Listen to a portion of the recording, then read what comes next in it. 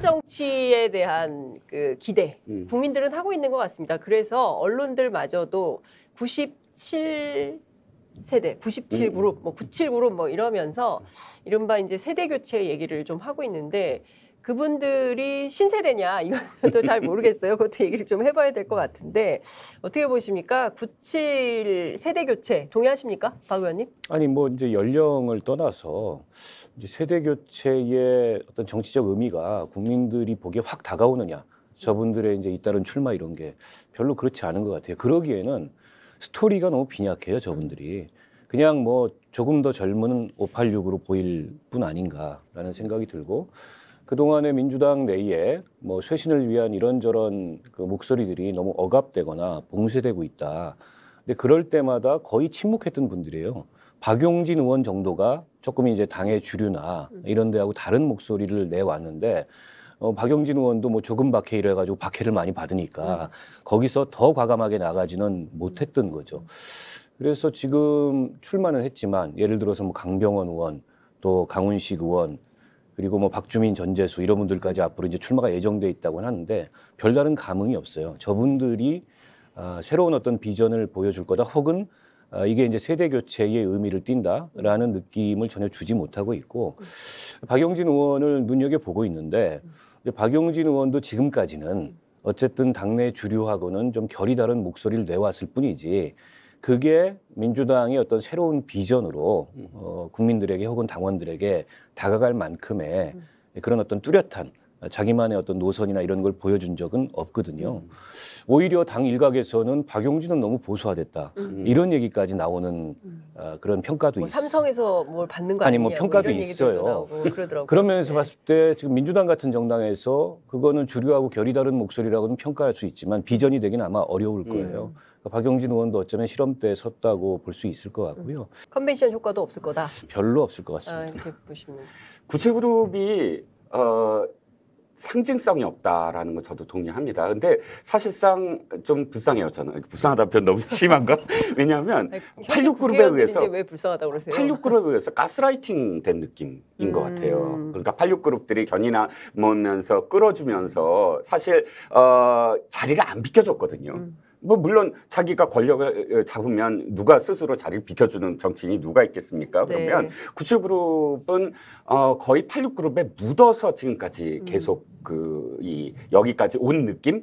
그러니까 86그룹은 그야말로 이 독재의 마지막 선에서 자신들이 드러날 수 있는 어떤 기회라도 있지만 97그룹은 그대로 그냥 86그룹의 전체적인 어떤 외연의 어떤 느낌이지 스스로 독자적으로 그러면 민주화가 아니라 민주주의 속에서 뭘 했다든지 전문성으로 뭐 승부를 걸었다든지 아니면 그야말로 새로운 어떤 이슈를 끌었다든지 이런 상징성이 없는 거거든요. 그건 다분히 뭐 86그룹에도 책임이 있지만 97 스스로 사실 생각해야 된다라는 거예요. 지금 나오자마자 잘못된 게 뭐냐면 단일화 얘기부터 하고 있어요. 단일화는 변수가 아니거든요. 상수예요. 아니, 본인들이 단일화를 얘기하진 않았다. 언론에서 얘기하고 있다라고는 하지만 그건 자신들이 잘못 설정하는 거. 그러니까 자신들이 이끌어야죠. 언론의 흐름을 이끌어야죠. 왜냐하면 단일화 얘기밖에 안 나오게 만든 건 본인들이 뭔가를 내놓지 않았기 때문이거든요.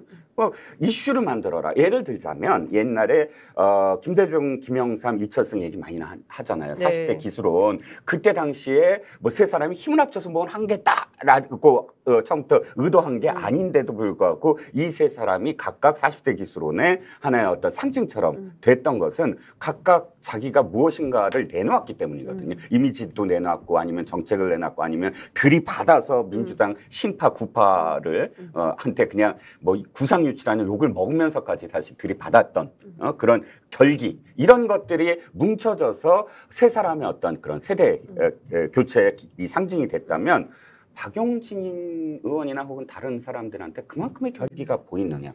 그러니까 용감하고 과감한 도전이 좀 필요하고 그거보다 더 중요한 거는 컨텐츠가 없다. 그러니까 그렇죠. 무슨 정치를 하기 위해서 지금 도전하는가에 대한 내용 설명이 매우 빈약하다. 그러니까 이것 때문에 불가능하다 이렇게 보시면 짧게 한 말씀만 더 드리면 덧붙이면 이겁니다.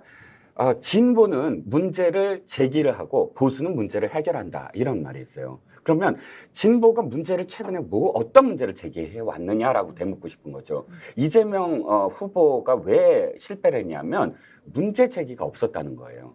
아무거나 다 끌어다가 다 이것도 할 수 있다 저것도 할 수 있다 자파점처럼 얘기했지. 나는 기본소득에 대해서 진짜 반대하는 사람이지만 그러나 기본소득 후퇴한 건 이재명한테 뭐가 있냐는 거예요.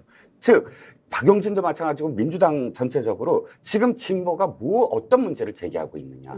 그래서 그걸 이 담론을 이끌고 있느냐. 그게 없으면 그냥 사람 위주로 이다 아니다. 97이다 아니다. 이렇게밖에 이제 전당대회를 이야기할 수밖에 없다. 지금 말씀해주신 거 들어보니까 예전에 진보 정당에서 이른바 이제 무상급식, 뭐 무상 보육, 이른바 무상 시리즈를 복지 정책으로 이렇게 가져가야 된다고 제일 처음 문제 제기를 했고. 네.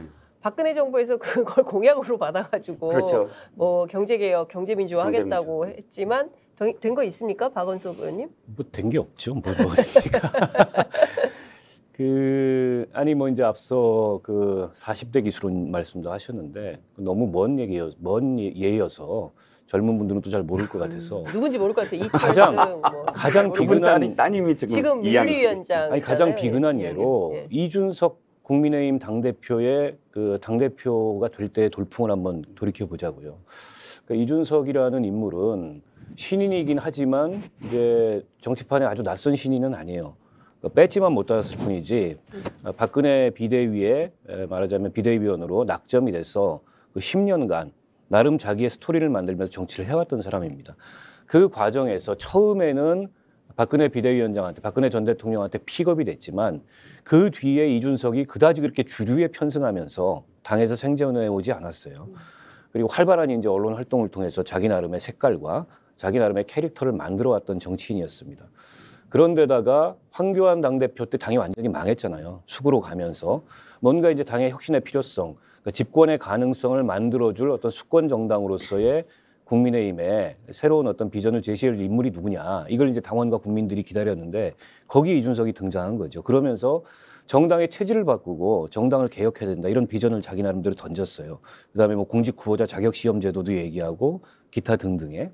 그리고 이제 가장 전 인상 깊었던 게 대구에서 연설을 하면서 탄핵의 강을 건너자. 그런 얘기 대구에 가서 하기가 쉽지 않습니다. 당시 분위기만 하더라도. 근데 그런 얘기를 하면서 이준석은 기존과 결이 다른 어떤 새로운 가능성을 만들어 줄 수 있겠구나. 이 기대를 받고 당대표가 됐단 말이에요. 지금 신세가 매우 어렵긴 하지만. 근데 지금 상황에서 민주당의 구칠들을 보면 비교가 되는 거예요. 이분들은 다 재선쯤 됐습니다. 지금 경력이. 재선 의원들이죠. 그렇죠. 배지를 2번이나 달았는데 국민들이 기억하는 사람은 아마 박용진 의원 정도밖에 없을 거예요. 유치원 3법. 그거는 이분들이 언론에 많이 안 나가서가 아니고 언론에서 이분들이 찾을 이유가 없어요. 그렇죠. 당내에 맨 똑같은 목소리, 이렇게 찍어내도 똑같고 저렇게 찍어내도 똑같은 목소리 내는 사람들을 굳이 찾을 이유가 없습니다. 스토리가 없는 거예요. 근데 이번 전당대회에 나와서 짧은 기간 내에 얼마나 스토리를 만들고 국민들한테 주목을 받을지는 모르겠습니다만 그러려면 정말 과감해야 되는 거죠. 정말 기존의 어떤 그 상식을 뛰어넘는 기존의 민주당 내의 주류적인 담론을 뛰어넘는 그런 파격을 가지고서 도전을 해야 되는 거고 앞서 이제 야망이 있어야 된다고 말씀하셨는데 아니 기왕 내친 거 내가 이제 이재명이라는 지난 대선에 실패한 사람을 대체해서 새로운 리더십이 되겠다 이런 야망을 드러내면서 과감한 행보를 해야 되는데 지금 첫 일성들을 봤어요. 당대표 출마한 거 별로 그런 게 없습니다. 뭐 박용진 의원 정도가 그나마 지난 대선에 경선도 출마했고 했기 때문에 좀 그런 어떤 이미지가 있는 건 사실이지만 그조차도 여전히 눈치를 보고 있다. 이런 눈치 저런 눈치 그런 점에서 봤을 때 이번 민주당 전당대회에서 97들의 어떤 새로운 신화, 새로운 성공 스토리, 기존의 리더십을 대체할 수 있는 그런 새로운 리더십을 만들어내기는 어려워 보인다 아마도 그렇게 봅니다. 그렇군요. 97 그룹들이 도전을 하고 뭐 새로운 모색을 해보려고 한다고는 하지만 실제 별로 변화는 안 보이고 뭐 이런 사실상 뭐 좀 깜깜한 암흑 속을 헤매는 그런 민주당의 모습을 여전히 보고 있는 것 같다. 암흑의 터널을 계속 지나가고 있는 것 같다. 뭐 긍정적으로 해주실 말씀은 전혀 없으십니까? 오늘 완전히 막 아니 뭐 거의 민주당 지지자들이 보시면은 이거 엄청 채널 다 돌리시겠네요. 그러니까 문자 폭탄 많이 갈 것 같은데요. 아니 의원님한테. 전당대회가 아직 남아 있잖아요. 그러니까 8월 28일이고 8월 28일입니다. 7월 17일까지인가가 이제 후보 등록이라고 해요. 그래서 지금 구도는 이재명과 이제 97그룹의 도전 이렇게 구도가 잡혀 있는데 뭐 다양한 분들이 더 나오면 좋겠죠. 그래서 다양한 어떤 비전 경쟁이 좀 일어나고 그 과정에서 뭔가 당원이나 국민들의 눈길을 끄는 그 이제 새로운 어떤 비전이 전혀 나오지 말라라고 장담하기는 어려워요. 지금까지는 어쨌든 좀 답답한 모습을 보이고 있는데 좀 기대를 해보고요. 또 이재명 의원이 지금 너무 이제 구태로 몰려 있는데 사실은 그럼에도 불구하고 이재명 의원이 뭐 국민적으로나 혹은 당원들 사이에서나 가장 어쨌든 폭넓은 지지를 받는 그리고 어떻게 보면은 그분이 주류가 아니었잖아요. 이 네. 당에. 그러니까 문재인 정부 5년 실패 책임이 별로 없어요. 이재명한테는. 물론 이분이 도지사도 하고 뭐 했기 때문에 연대 책임이 없다고는 아예 없다고는 할 수 없지만 그 핵심에 있지 않았단 말이에요. 때문에 이재명은 혁신을 못할 거다라는 단정도 저는 너무 섣부른 단정이라고 봅니다. 물론 이제 이분이 건너야 될 굉장히 큰 강이 있어요. 본인이 안고 있는 여러 가지 그 사법 리스크를 어떻게 극복할 수 있느냐. 거기서 뭐 그 강을 못 건너면 강 가운데 빠져 죽는 거고 강을 건너면 이제 또 다른 가능성을 개인에게나 당에게나 만들 수 있을 텐데 이재명 의원한테도 어떻게 보면은 마치 모든 민주당의 실패의 책임이 다 거기에 있고 그리고 그야말로 구태 중에 구태라는 식의 그런 프레임을 더 씌우는 것도 어떻게 보면 좀 부당한 것 같아요.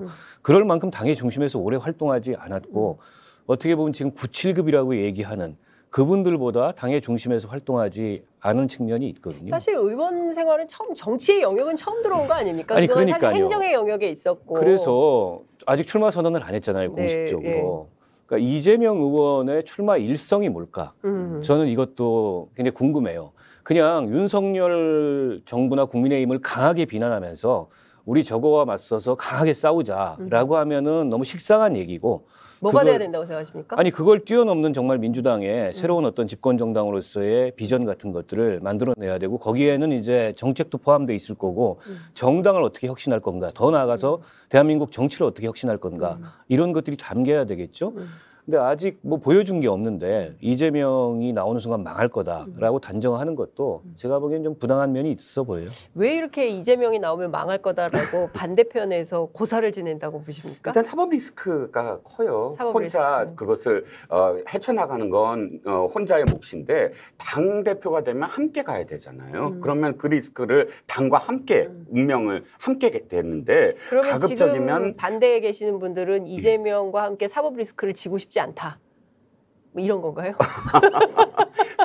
선당이라는 개념도 네, 네. 중요하잖아요. 그러니까 이재명에게서 사실 좀 이재명 후보에게서 의원에게서 안 보이는 부분이 나를 위해서는 건 무조건 무엇이든 하는데 당을 위해서 무엇을 했느냐에 대해서는 잘 안 보여요. 이를테면 뭐 개항을 나간 것도 그렇고 포함을 해서 자 그러면 왜 나오지 마라라고 얘기하냐면 정착자 샤츠 스나이더라는 사람이 이런 얘기를 했어요. 한 정당이 패배했을 때 그 정당은 두 가지 길이 있다. 하나는 그 패배한 당시의 이념과 가치와 그 사람들을 그대로 가져와서 끝까지 그 그러니까 기득권을 지키려는 길이 하나 있고 하나는 아예 새로운 사람들이 주류를 형성을 해서 당의 모습을 바꿔갖고 이 당의 원래 지지자가 아닌 사람들을 끌어들이는 방법 이 두 가지가 있는데 대개는 전자로 선택을 해서 점점 소수당으로 전락한다라는 귀결이 지금 이재명 후보가 만약에 당대표가 됐을 때 사람들은 새롭다라고 느끼지 않을 거예요. 이 당이 무엇인가 내놓을 거라고 기대감도 없고요. 그다음에 역시 이 윤석열 정부를 비판하면서 2년을 보낼 것이다. 그러면 이 민주당은 아까 이 이재명 당대표는 자신이 살 길이라고 생각하겠지만 이 당이 총선은 어떻게 할 것이냐.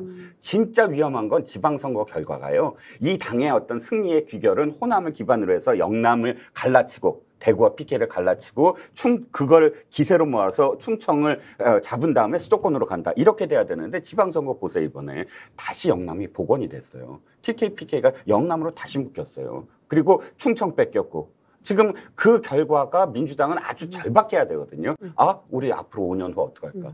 총선 영남을 어떻게 잡을까? 다시 이 절박함이 이번 전당대회에 나와야 되는데 반영이 돼야 되는데 안 보인다. 그러니까